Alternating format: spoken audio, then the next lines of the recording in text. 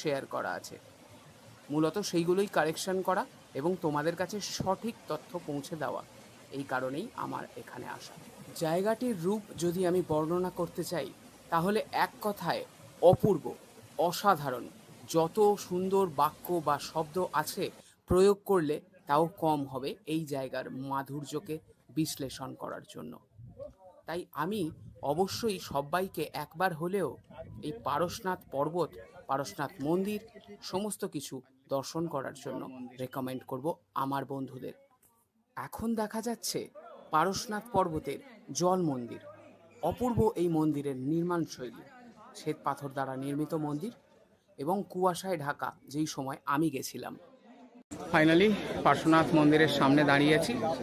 নিচ থেকে এখানের উচ্চতা প্রায় 4427 ফুট উঁচু এবং এটা হচ্ছে সর্বোচ্চ শৃঙ্গ যেখানে পারশনাথ মন্দির। আমার